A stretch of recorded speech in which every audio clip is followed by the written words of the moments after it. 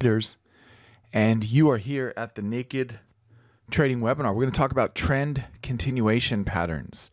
So one of the things that I want to bring up, so my name is Walter Peters. I did a PhD in psychology. I'm a full-time trader, and I wrote the book called Naked Forex, if you may be familiar with that. So Naked Forex is a book largely inspired by Thomas Bulkowski. He sort of got me off in the direction of, looking at chart patterns and testing patterns and things like that. Bulkowski's book, which I think the first one I read was called Encyclopedia of Chart Patterns. That sort of inspired my book Naked Forex, and I did, combined with Bulkowski's patterns and Forex Tester, I was able to find some strategies that seemed to work. And generally speaking, what I'm looking for when I take my trades is I'm looking for the market to run to a support and resistance zone, an area on the chart where the market has repeatedly found support and resistance, and then it simply prints a pattern that tells us what is going to happen. Is it going to break higher, break through that zone and break through it, or is it going to bounce off of it and reverse, or those are really the patterns that I use. Now, when we talk about trend continuation patterns today, I want to give you patterns that you can use without indicators that may or may not incorporate support and resistance. All right. So one of the reason why that is so critical is because typically what will happen is if the market is in a trending pattern, you will get reversal signals left, right, and center, and you will see the market blow through those reversals and keep going in the direction of the trend. So with a strong trend, reversal signals get blasted. That's the Achilles heel. Reversal signals or swing trades, they can work quite well, but when you're picking these spots on the chart with a strong trend, they just don't work, obviously, because the trend continues. So then at the end they will, and then it'll be a great trade. But those are almost the easiest trades to take in terms of making money, because they move so quickly, so fast when the end of the trend comes. Even if it's going to go into a consolidation period, it'll often move really, really fast, really quickly. So let's talk about the three trend continuation patterns, keeping in mind, and you guys can go ahead and post your requests for any of the charts that you would like to see, pound New Zealand, euro Kiwi, euro CAD, the Swissy, the pound yen, the Canadian dollar, the dollar yen, whatever you want to see, the pound. Did I say the pound? I think I've said it a few times. Pound Swiss, euro pound, whatever you want. We'll take that chart and we will use it as a example. Okay, if that makes sense. So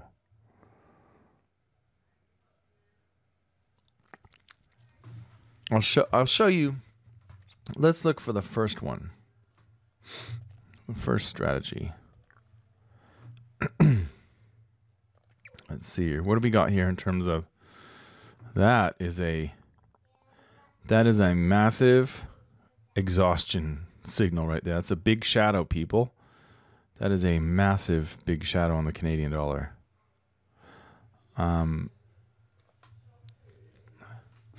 This is an example of the first one I want to talk about. This is the okay. So this is how this one looks. What happens is, let's say that we were interested in defining a trend so long as the market was able to break above these highs here, and let's say we're going to use the close. So the close here or the close there. The highest close would be that one, and the second highest close would be that one. And we say, look, it looks like the market's starting off onto a trend here, but we're not actually going to call it a trend until the market actually breaks higher than this horizontal support and resistance level, based on this double top over here. Okay, so we advance, and you can see here we've got strong move up, retrace, strong move up. We've hit that level and we've broken through. And so now at this stage, we can say, yep, we're in a trend, okay? Hello, the chart image is blurry. I don't know if that's just for Chris. I'm not sure, Adinda, if your chart have good resolution. It could simply be the sometimes I think people have troubles on YouTube with resolution, or I don't know. I'm not sure, Chris, if it is just for you or for other people. Please use the setting icon gear on the video, so you can change the resolution, I believe, and download a higher resolution. Okay, great. There you go. There you go. Thank you. Thanks, Adinda. So you can choose the quality on there yourself. So that's great. Now, this first strategy is really only for when the market's trending, so it's going up or down. Thank you very much. So there you go. Adinda to the rescue, Chris. You can thank her for that. Guess what's going on here? It's going up. It pauses. It goes up, and now look, we're starting to see possible retracement here with little tiny candles in the midst of a trend, right? And now we're starting to see some choppiness. It's not really going anywhere. Now it's going down. It comes back up. Okay, it comes back up. So this would be a retrace move, and then it finally blasted through it. So retrace move here, blasted through it. We also had a retrace move here, but it was really brief. Whoops. Got to delete that. This was the other retrace move right here, and it blasted through that. Now, what I want to point out is that this candle right here that I flagged with the arrow is what we call a, well, I'll write the rules up here for you, and we'll write it in blue. How's that sound? Trendy Kangaroo Tail. Whoa. Trendy Kangaroo Tail is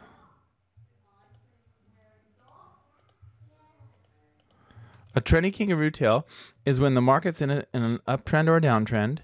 It goes into retracement phase and then sort of has the ultimate stab against the trend. It will print a kangaroo tail. Now this one is not a perfect kangaroo tail because the kangaroo tail rules, which I'll write up on the chart right now in case you've never heard the term kangaroo tail, which is one that I found in the book Come Into My Trading Room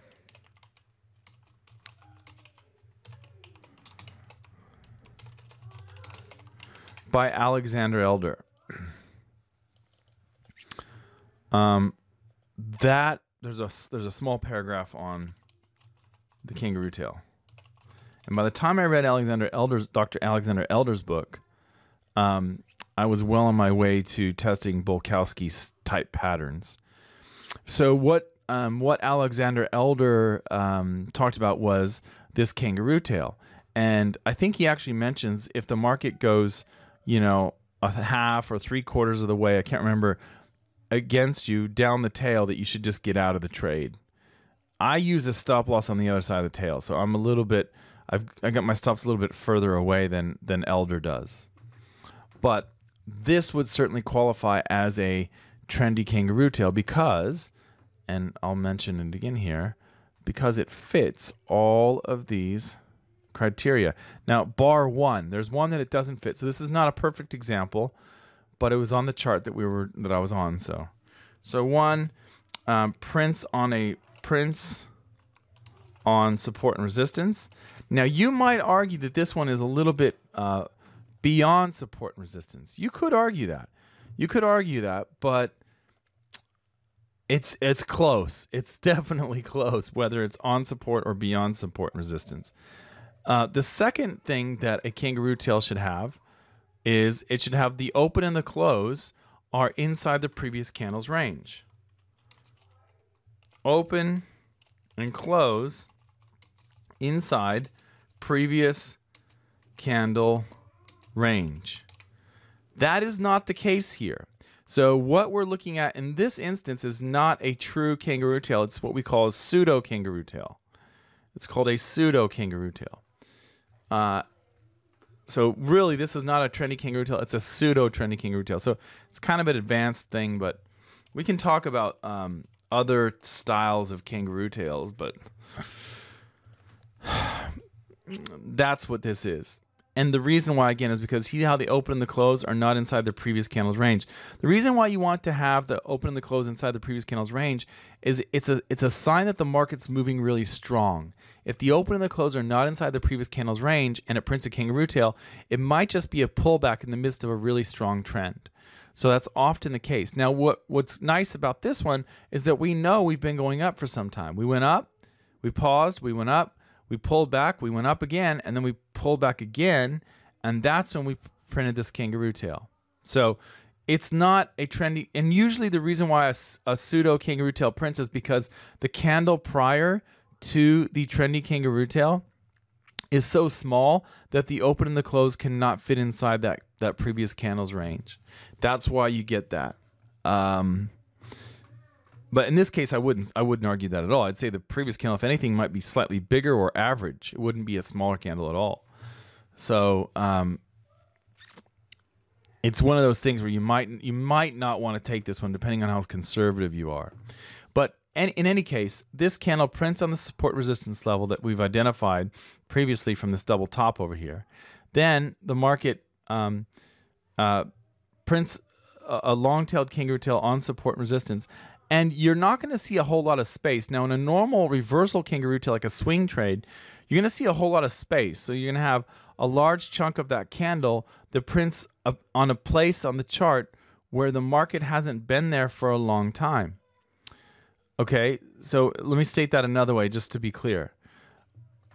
When you have a so here's another trendy kangaroo tail, but this is really early in the trend, so I wouldn't have taken that one. But on a normal reversal kangaroo tail, what you'll see is, let's say that we had a kangaroo tail down here. So if you had a kangaroo tail down here, you would probably see something where there's a lot of space. A lot of that kangaroo tail prints out a unique area of the chart, and you can pull that space all the way across, and you see no candles in the way. That's a really good sign that you have a potential reversal point. So that becomes a really important rule when you're using the kangaroo tail to get into reversals. But in this case, we're not getting into reversals as much as getting in at the exhaustion of a pullback. So trendy kangaroo tail just tells you that you're at the end of a pullback. That's all it's telling you. It's the end of a pullback, and we're probably going to go up again now. And the reason why is because that tail is so low in an uptrend and it's so high in a downtrend, but the tail is so low. There's a lot of people here that have the reversal traders that have their sell stops here, right? And there are also people that went long in this area and got chopped around and had their stop losses down here. So you have reversal traders that are waiting for the market to pull through here so they can sell. They think it's going to reverse and come down here, which, by the way, is the majority of you can see these people if you use this link. Go to fxjake.com/crowd.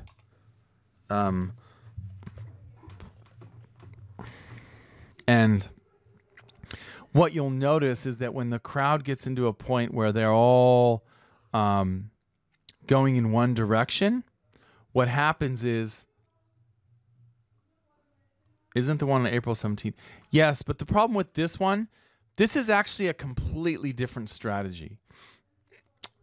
For those of you that know all of my advanced stuff and blah, blah, blah, this would be what we call a sword trade, actually. So it's not really a trendy kangaroo tail because it's so early in the reversal. And maybe we'll do a webinar about sword trading another time.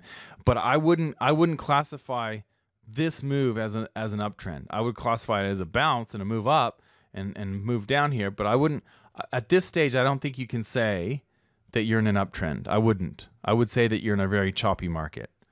This to me would not be an uptrend, right? So that's why I wouldn't classify it as a trendy kangaroo tail. That's the only reason why, because you're right. It does fit all of the criteria. It's a beautiful one. In fact, it's just too bad that we only had two candles going strong up before we saw that. So, but this fits perfectly in the sword category of a trade. And those can be extremely profitable and high reward to risk and blah, blah, blah. But it's not what I would call a trendy kangaroo tail. So there you go. Great question, Franz. That's a really good question. All right. So in this case, we wait at least 2 candles is what I like to do. If the market trades higher, I put my buy stop above the high of the kangaroo tail, stop loss down below low, and you can see it was triggered on the very next candle. It went up. Then you would wait for the pullback here. If you got another kangaroo tail, another good one would be somewhere around here. Again, you want it to hang lower. Ideally, it does something like this where the kangaroo tail has the lowest low of all of the candles in consolidation. Let me write that down. It's a really important characteristic. For a bullish trend, the trendy kangaroo tail has the lowest low of the consolidation. Consolidation just means the pullback, the retracement, the directionless market, right?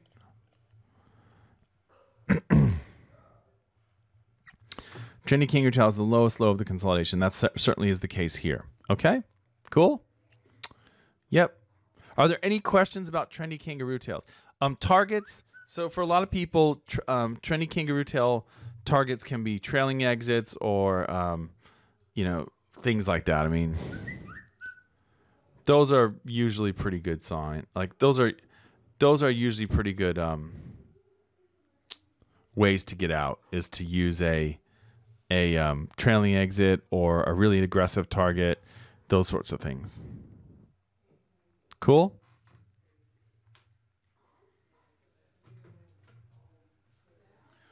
If this isn't making sense, or if there's something where you're stuck with, should we look for any? Okay, good question, Chris. Chris, thank you. Really good question. Should we look for them on any specific time frame? No. Here's what I will say about this. A friend of mine scalps the 5-minute charts, right? And he does quite well. And he takes a few pips in most cases. And I would never trade the way that he trades. However, I'm in the early, very, very early stages of testing one of his strategies on the daily charts. And I suspect, well, so far it's going really well. It looks good. I mean, I'm just starting to trade in Forex Tester. If you haven't used Forex Tester, it's a brilliant tool. It was the way, you know, the combination of Forex Tester and the Bulkowski books are really kind of what got me to the point where I knew that I could do it as a trader, because it took me 4 years, you know, of chopping around. And I know some of you can relate to that. But the point here is that higher time frames across the board, most traders I've run into have more success the higher the time frame.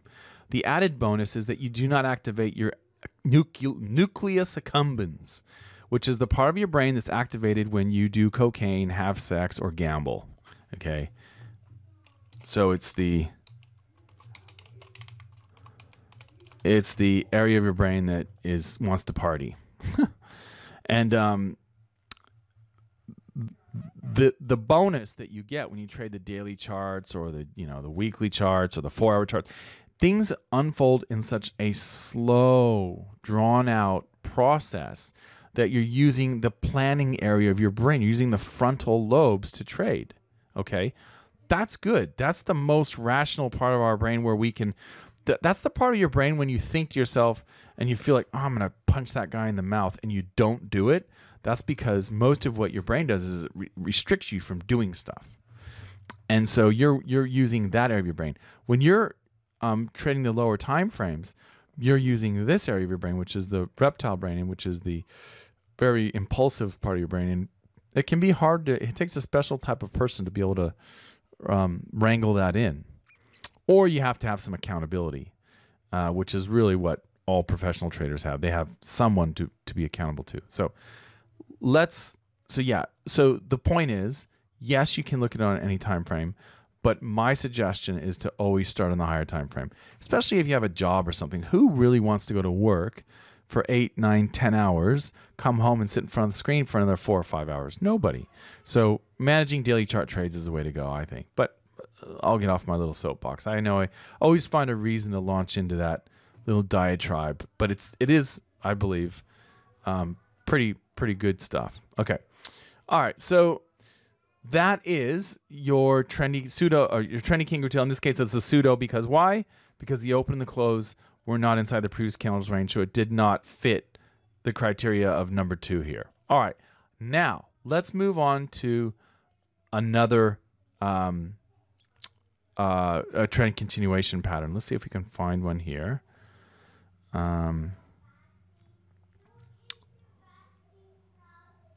Really?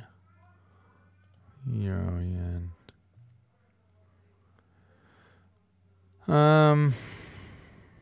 Let's see. Let me see if I can find one for you guys.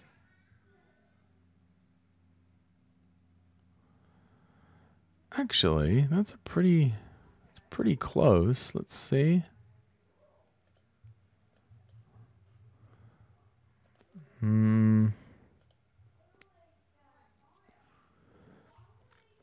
So this could be a trendy kangaroo tail here after a very short pause in oil. This is West Texas crude, and you can see here what you might be looking at as a short below the most recent daily candle, yesterday's daily candle. This one doesn't have very much space because it hasn't been consolidating for long, but a sell order below the trendy kangaroo tail or even the candle before it down there could be a safe way to short oil. And the nice thing is you got a really nice zone down here on, you can move to break even or take some profit if it gets down there, which looks like it might be about 1-to-1 or maybe a little bit better than that on, as far as reward to risk. Let's see if we can find another pattern here for you. All right. Well, here's another one that's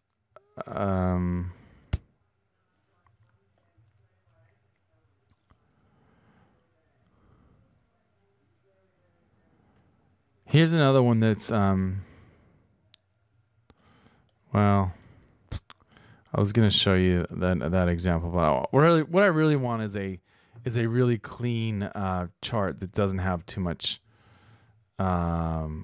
ugly movement, I guess. I want something that's a little bit more less volatile. So let's see. CAD Swiss. Not really. Not really. What's the daily? Okay. Okay, this one's pretty good actually. Okay, let's look at this one. All right. Now, what I want you to pay attention to is the line chart here. See how the market made this move right here? Look at this. That is where the market bounced through this level, hit it. It stopped right here. First of all, the most important thing is that the market paused here for 2 candles and finally broke through, right? So you could say, look, the market was falling here and hit it. 2 candles, it paused, it broke through, bounced back up, hit it again, and fell. Now over here, there's a bullish bounce off that same level. And then now let's see what happens over here. Now this is where it gets interesting. So we've established this as a zone. You can see on the line chart, there's a bend there, there's a bend there. It's a really nice zone. But guess what's the most interesting thing to me is this right here. Because what we have here is an example of an Acapulco, okay? This is an Acapulco trade. We can do a whole webinar on the subtleties of this, but for right now, does it matter if the kangaroo tail closes above or below the support resistance line? Okay. Okay. Friends, if you're in a strong trend, you may not even look at support and resistance. I'm just going to throw that out there. I believe that you're better off trading off of support and resistance, and the very best bullish kangaroo tails will have an open and a close on top of, here, this is an example. So let's say this is my zone right here. This line, I'm going to color it, I don't know, green, okay? And we'll make it a nice solid line, all right? So here's my support level right here. Now, I believe that the very best bullish kangaroo tails look like this, where the market has the kangaroo tail has penetrated the zone and snapped back up, and the head of the kangaroo tail is right here above the zone. And likewise, the best bearish kangaroo tails are like this one here, where well, it's very small. This one's probably doesn't have a long enough tail, really. But when you're looking at trendy signals, sometimes you could afford to be a little less picky because you've already got the trend at your back. But in this case, again, neither of these would be trendy kangaroo tails. I'm just talking about the kangaroo tail itself. I'm not talking about all of the context around it, okay? But these two situations here, this was an ideal bearish kangaroo tail from the point of where the candle prints on the zone. The head is below the zone, the tail is above. Same thing here on the bullish one. The head is above the zone, the tail is below. That's ideal. That's what I look for. Again, if you're trading with a trend, you might decide it may not be that critical support and resistance because you feel like it's just going to keep going in your favor anyway. You kind of have, it's kind of like being a share trader, a stock trader. If you're trading stocks, all they really have to do is decide when to buy, and then they have to decide when to sell. When you're trading futures or currencies or whatever indices, it's a different story, isn't it? Because you have to decide, am I going to buy or am I going to sell? And then when am I going to get out? It's a different story. But that's how I look at kangaroo tails, and trendy kangaroo tails the same way. I will say, though, sometimes I found it prudent to maybe not be as picky when you're trading with the trend. You're just kind of looking for any kind of sign. So you might take a trendy kangaroo tail or a trendy big shadow just kind of because it's there and not because it's like this perfect setup, okay? All right. Okay, we'll look at the Aussie Swiss too. All right, we'll definitely look at that. So what this Acapulco setup is it's a 2-candle setup. So it's like the big shadow in that it has 2 candles. So here's candle number 1. This is what we call the cliff candle. So if you know the divers in Acapulco, one of them is a the cliff is where the diver jumps off and they do these beautiful dives into the ocean. And so the cliff is this big candle right here, and the diver is the little one after it. So all the Acapulco is that you've picked a direction, you know the market's going in one direction. So this is pretty bearish. From this swing high here, which again has a couple of kangaroo tails, although there's no way I would take this first one. The only time I ever take double kangaroo tails, 2 kangaroo tails, is when the second one is bigger than the first. So this would actually fit my criteria. But again, that's kind of advanced kangaroo tail. And we could do a whole webinar just on, the 8 different types of kangaroo tails, really. If we wanted to, we could do that. That's actually not a bad idea. I should write that down. Maybe we'll do one next month. But for right now, I just want to be really clear that it looks like it's in a downtrend. These big bearish candles here are your clue.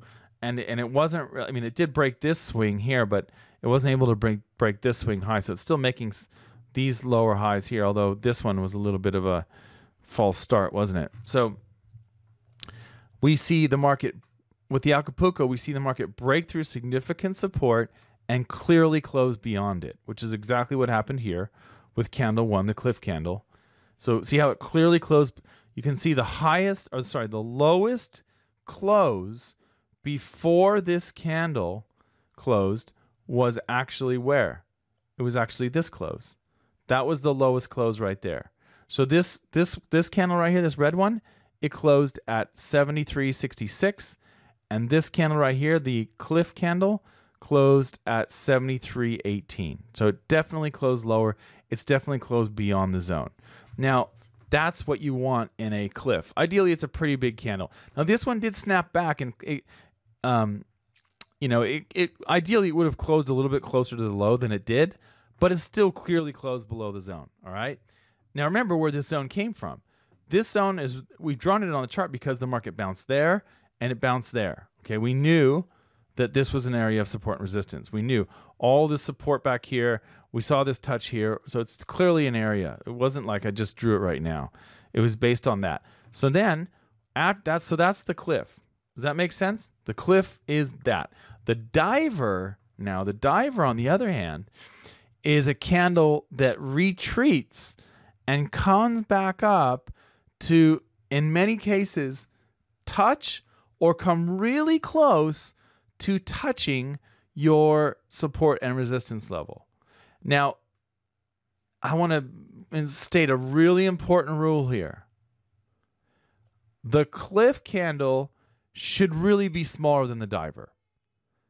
If the cliff candle has a wider range, more pips in the range than the diver, I'm not going to take the trade. Those, I've tested it, and for me, and don't take my word for it, go out and test yourself. But for me, I found those to be more likely to fail. So what I want is a small candle relative to the larger diver, or so the larger cliff. So let's just write this down. Rule number 1 is the cliff breaks your zone. Cliff closes beyond zone. I say closes beyond zone because it could close above a resistance zone or it could close below a support level, depending on if you're in a bearish or a bullish trend. The number 2 rule is that the diver closes, diver attempts to retouch the zone, right? The diver attempts to retouch the zone. And number 3 is that the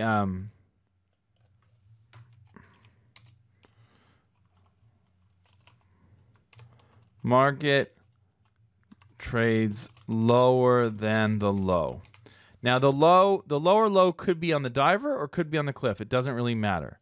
So in this case, the cliff has a lower low, but sometimes the diver will have a slightly lower low. And the diver tends to, it's not always an inside candle, but in this case it is. Sometimes it does have a slightly lower low than the cliff, and that's okay too.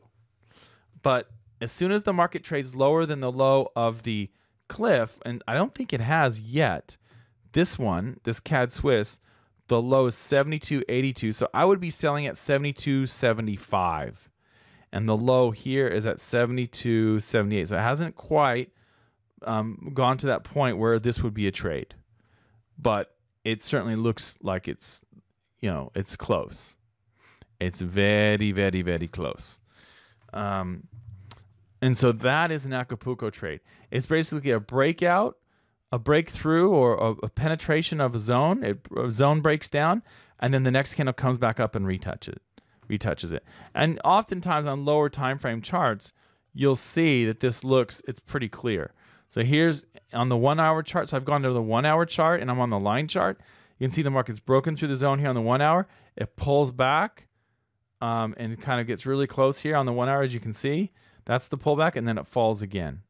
So we still haven't triggered the trade yet, but that's the idea. Does that make sense? Does everyone see what the Acapulco is all about? I know there's lots of different. So what I'll typically do is I'll put my stop loss above the diver. Sorry, above the cliff, the big candle, the first candle. Stop loss goes up there. Sell order goes down here below the lower low, which in this case is the cliff candle, not the diver. And then I get triggered and I go. Okay? All good on that? All right, sweet. Okay, now I want to talk about sort of the last a bullish trend continuation pattern, which is tricky, but let's see if we can find it here for you. I want to find a good one. They're a little bit rare, but they are so fun to trade. I love trading them. Let's see if we can find one here. Almost. We almost had one there. Let's see. I don't know why I'm picking the pound Swiss. Maybe it's not a good pair for this.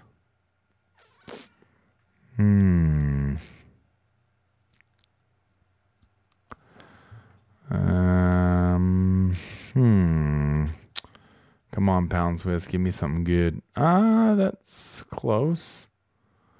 Close, but not quite.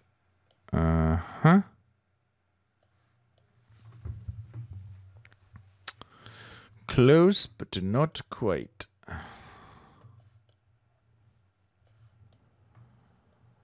Wow.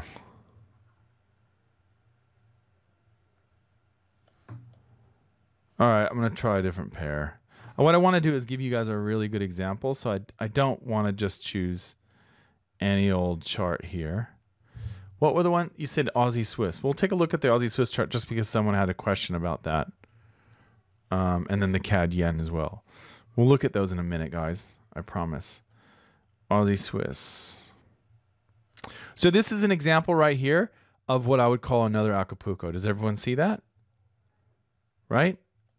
Why is this an Acapulco? Do you see what's going on here? This is another. This is in many ways this is a better example than the one I gave you. Now we're still early days on this current daily candle, so we don't know. You know, if this daily candle were to close above this zone here, then it would not be an Acapulco. It would now be a possible fake out, like it's a false breakout.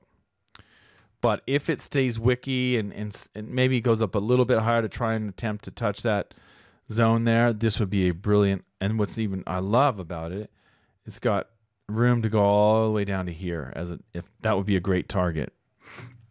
So that's a really good looking one. Let's see if we can find the other. I want to show you a different pattern though.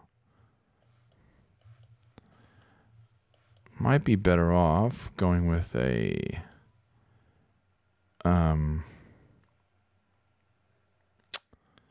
might be better off going with a 4-hour candle, 4-hour chart.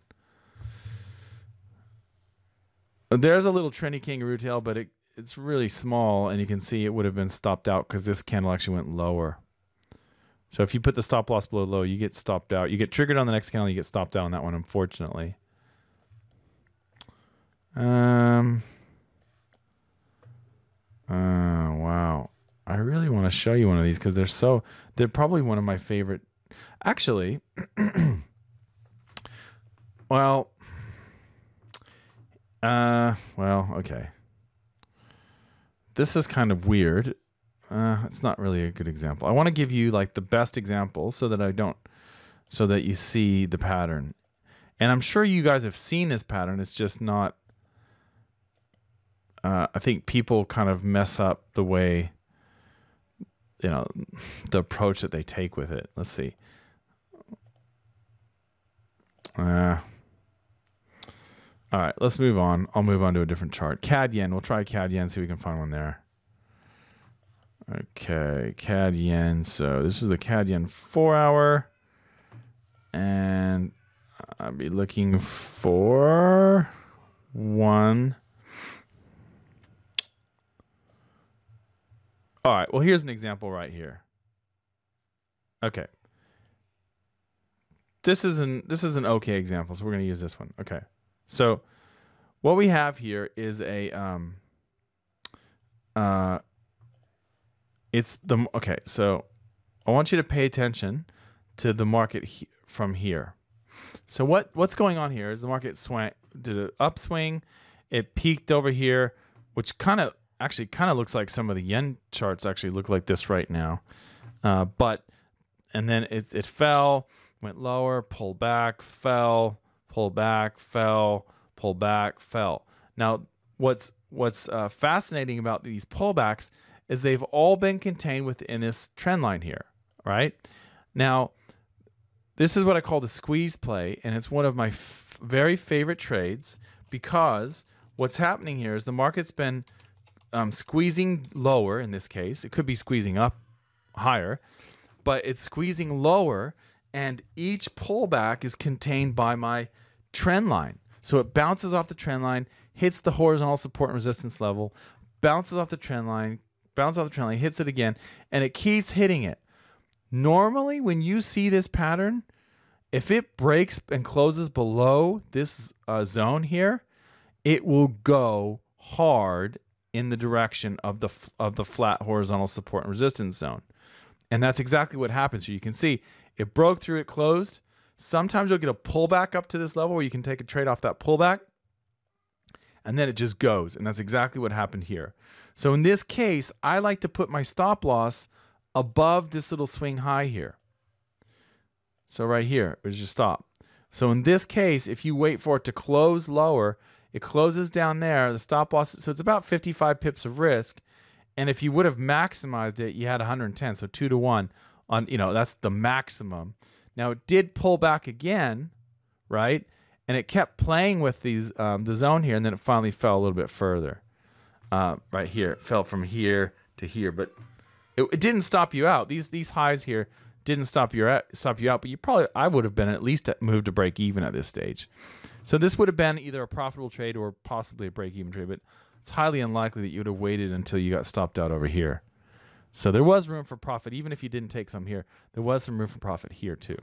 So that is the squeeze play, where the trend line pushes the market into a horizontal support resistance.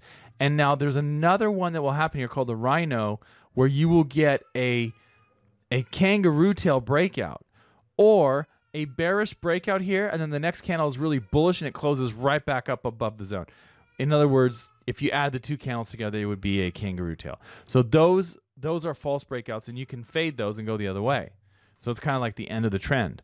But most of the time, you'll get a breakout just like we see here. Does everyone see that? Does that make sense? I hope I'm making sense here. I just want to be really clear that the main point here is that you need a really well-defined support and resistance zone, and it must have come back to hit the trend line at least 3 times. 1, 2, 3, 4 in this case we have. Those are important to me. And you can get on a close below the zone, but sometimes it makes perfect sense to wait for it to pull back and hit that zone. In this case, it did pull back on the very next candle, almost kind of Acapulco style, but that's what we're looking for here. Now let's get into your questions, guys. I'm going to jump into the charts. If we don't have any more questions about the 3 setups, so now you have the squeeze play in your pocket, you have the trendy kangaroo tail, and you have the what was the other one we said? The trendy kangaroo tail, the Acapulco, and the squeeze play. Yeah, you got those 3 in your pocket. So that's something to test for sure. All right. The CAD yen. Does it matter if the kangaroo tail closes? It says CAD yen 2017 331. Okay. Let's see the CAD yen 2017 331. Now I'm actually waiting for a potential buy trade on the CAD yen. I don't have that yet. It's a totally different system. We'll talk about this system in another webinar, but the CAD yen 331 is right. 331. So 331 is right here. You're on 4 hour. Are you on 4 hour? I think you must be on 4 hour. Gotta be. 331. It must be. I think you must have GMT midnight close charts. So I don't have the same charts as you, friends. So I don't think I can see what you see, unfortunately. I think it's somewhere in here, friends, that you're looking at. But I don't have the same. Yeah, I don't have the same one. All right. Sorry, friends. So I don't know what it is that you're looking at. Chris, Aussie Swiss on the 4 hour.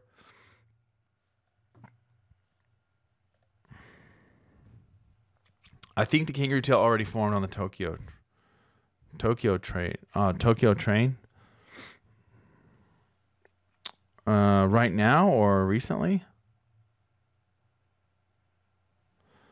Like a bearish kangaroo tail? I don't see one, Chris. You guys might have... so my charts are 5 p.m. New York time close, and some traders, many other traders, have the midnight GMT close. So I just like these charts because I don't like that silly little 2 hour candle that's a Sunday candle. And you get those little 2 hour candles on Sunday. So it's like a 2 hour daily candle that you have to ignore if you have midnight GMT close charts. So that's the only reason why I don't like those charts. All right. So does that make sense? Cool. Any other charts that you guys want to see before we shut it down? Sorry, guys, that I can't see that. If you were looking at this Kangaroo Tail, Chris, this would be not a trendy Kangaroo Tail because it's been going down. I'm not sure if you were looking at that one, but that would be, I wouldn't take that one at all.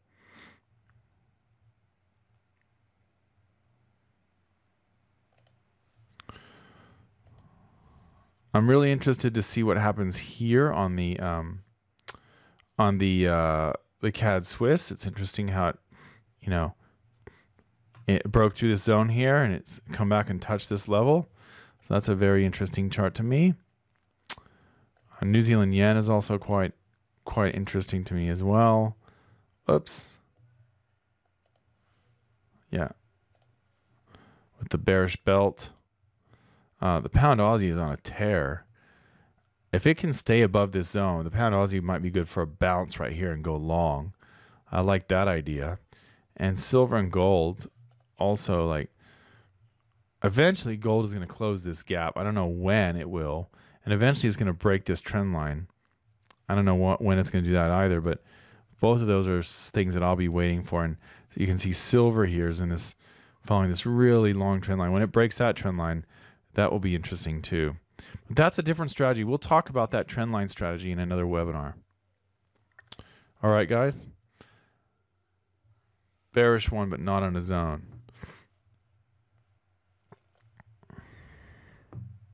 Okay, Chris, I don't, you had a bearish Kangaroo Tail or a bearish Big Shadow or? Yeah. My chart doesn't show a bearish Kangaroo Tail or I suppose the current candle could be a bearish Big Shadow, but it hasn't closed yet.